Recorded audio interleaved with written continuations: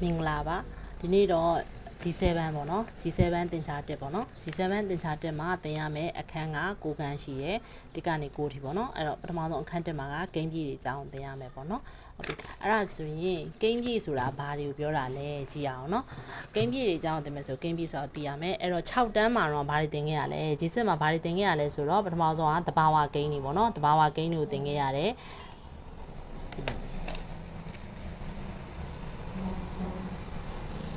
်တဘာဝကိန်းတွေကိုသင်ခဲ့ရတဘာဝကိန်းကတစ်ကစတယ်လို့ပြောတယ်ပေါ့နော်တစ်ကနေစတယ်1 2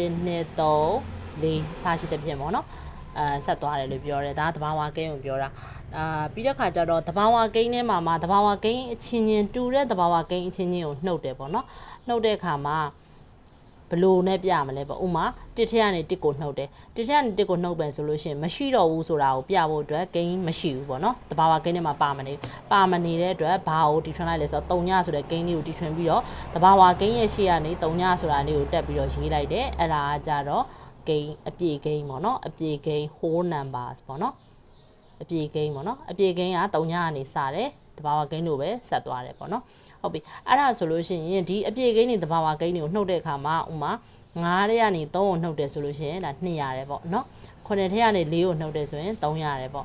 ဒါဆိုလို့ရှိရင်ဒီအပြည့်ဂိမ်းကြီးရဲ့အပြည့်ဂိမ်းတွေကနေငယ်တဲ့အပြည့်ဂိမ်းကိုနှုတ်ရင်နောက်ထပ်အပြည့်ဂိမ်းတစ်ခုရတယ်ကြီးတဲ့အပြည့်ဂိမ်းနဲ့ငယ်တဲ့အပြည့်ဂိမ်းကိုနှုတ်ရင်ငယ်တဲ့အပြည့်ဂိမ်းတစ်ခုရတယ်ပေါ့နော်နောက်ထပ်အပြည့်ဂိမ်းတစ်ခုရတယ်ဟုတ်ပြီဒါအပြည့်ဂိမ်းကြီးတဲ့ထဲကနေငယ်တာကိုနှုတ်တာဟုတ်တယ်ငယ်တဲ့ထဲကနေကြီးတာကိုပြန်များနှုတ်ခဲ့တယ်ပေါ့အဲ့လိုမျိုးဆိုလို့ရှိရင်ဒီမှာရေးစရာမရှိဘူးပေါ့နော်နောက်ထပ်အပြည့်ကိန်းကတစ်ကစားတာပေါ့နော်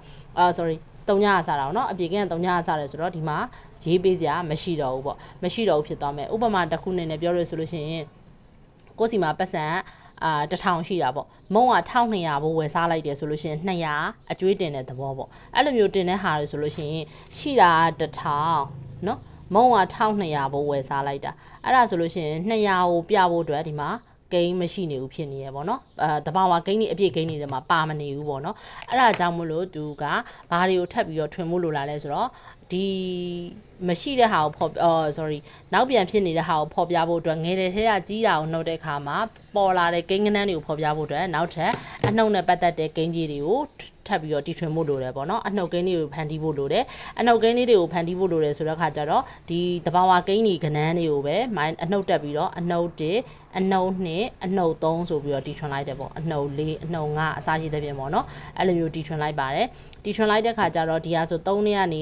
5ကိုနှုတ်တဲ့ခါကျရင်အနှုတ်2ပေါ့ဒါဆိုရင်လို့ရှိရင်ထုံးလို့ရပြီအဲ့တော့ဒီအနှုတ်ဂိမ်းတွေပါလာတဲ့ဂိမ်းတန်းပေါ့အနှုတ်ဂိမ်းတွေပါလာတဲ့ဂိမ်းစုကြီးကိုကြတော့ဘယ်လိုလုပ်ခေါ်လဲဆိုတော့ဂိမ်းပြေလို့ခေါ်ပါတယ်ဂိမ်းပြေ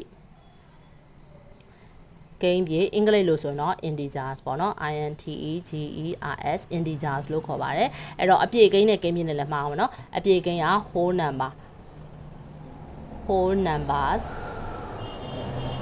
ဒါကကြတော့ natural number တဘာဝဂိမ်းရေးတွက်ဂိမ်းလို့လည်းခေါ်တယ် natural number ဒါ whole number အပြည့်ဂိမ်းက3ညကနေစတယ်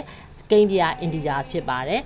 ်နော်အဲ့ဆိုရင်ဒီမှာ definition လေးကြည့်အောင်အပြည့်ဂိမ်းတွေထဲမှာတဘာဝဂိမ်းနဲ့3ညနဲ့တဘာဝဂိမ်းတွေပါဝင်တယ်ပေါ့နော်အဲ့တော့အပြည့်ဂိမ်းတစ်ခုပေါင်းတယ်ဆိုရင်အပြည့်ဂိမ်းနောက်တစ်ခုရတယ်ကြီးရဲ့ထဲကနေငယ်တဲ့ဂိမ်းကိုနှုတ်မယ်ဆိုလို့ရှိရင်အပြည့်ဂိမ်းတစ်ခုရတယ်ဒါပေမဲ့ငယ်တဲ့အပြည့်ဂိမ်းတွေကနေကြီးတဲ့အပြည့်ဂိမ်းကိုနှုတ်မယ်ဆိုလို့ရှိရင်အပြည့်ဂိမ်းတစ်ခုမရဘူးပေါ့အဲ့ဒါကြောင့်မလို့ဂိမ်းတစ်တွေဖန်တီးတော့ဘယ်လိုမျိုးဖန်တီးလိုက်လဲဆိုတော့တဘာဝဂိမ်းတွေရဲ့ရှေ့မှာအနှုတ်သင်္ကေတလေးတွေထည့်လိုက်တယ်နော်အနှုတ်တင်ကြတာတွေထပ်ထည့်လိုက်တယ်အဲ့ထပ်ထည့်လိုက်တဲ့ဂိမ်းတွေကိုအနှုတ်ဂိမ်းပြေလို့ခေါ်တယ်ပေါ့နော်အဲ့တော့3ညရဲ့အပေါင်းဂိမ်းပြေရဲ့အနှုတ်ဂိမ်းပြေရဲ့အကုန်လုံးပါဝင်တဲ့အစုကြီးပေါ့နော်အဲ့ပါဝင်တဲ့အစုအဝေးကြီးတစ်ခုလုံးကိုကြတော့ integers ဂိမ်းပြေများလို့ခေါ်လိုက်တယ်ပေါ့နော်အဲ့တော့ဂိမ်းပြေဆိုတာက3ညပါမယ်အပေါင်းဂိမ်းပါမယ်အနှုတ်ဂိမ်းတွေပါမယ်နော်အဲ့တော့ integers လို့ပြောလို့ရှိရင်3ညပါမယ်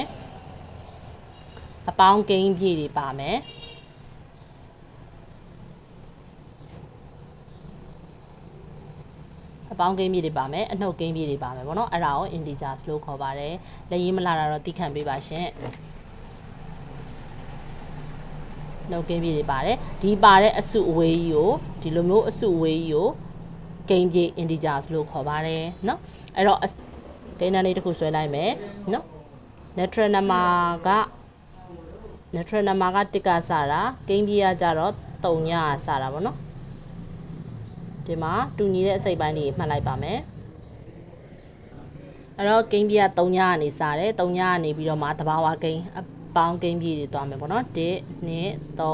4 5 6ဒီမှာ3ညဖြစ်တဲ့သူ့ရဲ့ကရက်ကအနှုတ်1အနှုတ်2အနှုတ်3အနှုတ်4အနှုတ်5ဆိုပြီးတော့အစားရှိသဖြင့်ရှိမယ်ပေါ့နော်အဲ့တော့ဒီဘက်က6ပြီးသွားရင်လည်းအဆုံးမရှိတယ်လို့မျိုးဒီဘက်မှာလည်းအနှုတ်5ပြီးသွားရင်လည်းဒီဘက်မှာအဆုံးမရှိဘူးပေါ့နော်အဲ့တော့ဂိမ်းပြေးလို့ပြောလို့ရှိရင်အစလည်းမရှိဘူးအဆုံးလည်းမရှိဘူးဖြစ်တယ်ပေါ့နော်အစမရှိအဆုံးမရှိဖြစ်ပါတယ်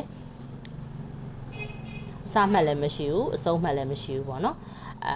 အငယ်ဆုံးဂိမ်းပြေးဆိုတာမရှိတယ်လို့အကြီးဆုံးဂိမ်းပြေးဆိုတာလည်းမရှိဘူးပေါ့နော်အဲ့လိုမျိုးဖြစ်ပါမယ်ဒီမှာဆိုလို့ရှိရင်တော့တဘာဝဂိမ်းဆိုရင်တစ်ကစားတယ်အပြည့်ဂိမ်းဆို3ညစားတယ်ဒါလေးတော့သိထားမှာเนาะအပြည့်ဂိမ်းဆို whole number ဆို3ညစားတယ်တဘာဝဂိမ်း neutral number ဆို1ကစားတယ် integers ကတော့အစားမရှိအဆုံးမရှိဖြစ်ပါတယ်နောက်တစ်ခုကဒီလိုမျိုးဂိမ်းမျိုးကိုချလိုက်ပြီဆိုတာနဲ့ဂိမ်းမင်းရဲ့ညာဘက်ကိုရောက်လေလေဂိမ်းကကြီးလေလေဖြစ်ပြီးတော့ဂိမ်းမင်းရဲ့ဘယ်ဘက်ကိုလာလေလေဂိမ်းကငယ်လေလေဖြစ်ပါတယ်အဲ့ခါကျတော့ဒီအနှုတ်ဂိမ်းတွေမှာဆိုကြည့်လိုက်เนาะအနှုတ်ဂိမ်းတွေမှာဆိုလို့ရှိရင်အနှုတ်1နဲ့အနှုတ်5ဆိုရင်အနှုတ်5ကဘယ်ဘက်ကိုရောက်တဲ့အတွက်အနှုတ်5ကငယ်ပါတယ်အနှုတ်1ထက်ကိုငယ်ပါတယ်เนาะအနှုတ်ကိန်းတွေမှာဆိုလို့ရှိရင်ကနန်းငယ်လေးတန်ဖိုးကကြီးလေးကနန်းကြီးလေးတန်ဖိုးကငယ်လေးဖြစ်ပါတယ်เนาะအဲ့ဒါလေးမှတ်ထားပေးပါရှင်ကဲအဲ့ဒါဆိုပုံနှိပ်မှာဆိုသူပြပေးထားတယ်เนาะ3ညအနှုတ်အပေါင်း plus or minus 1ပေါ့เนาะ plus or minus 1ဆိုတော့အပေါင်း1လည်းဂိမ်းပြေပဲအနှုတ်1လည်းဂိမ်းပြေပဲ plus or minus 2ဆိုရင်အပေါင်း2ကလည်းဂိမ်းပြေပဲအနှုတ်2ကလည်းဂိမ်းပြေပဲပေါ့နော်အဲ့လိုမျိုးပြောတာပါအဲ့ဒါဆိုတော့ဒါကဂိမ်းပြေတွေဖြစ်ပါတယ်ဆိုပြီးတော့သူပြထားတယ်ဒီမှာငယ်စဉ်ကြီးလိုက်ကိုလည်းသူပြထားတယ်ပေါ့နော်ဆရာမကတော့တခါတည်းဂိမ်းမြင်းကိုပါဆွဲပြလိုက်တာဂိမ်းမြင်းလေးကိုဆွဲတတ်တယ်ဆိုလို့ရှိရင်ဒီမှာအကြီးသေးကိုတခါတည်းခွဲလို့ရပြီပေါ့နော်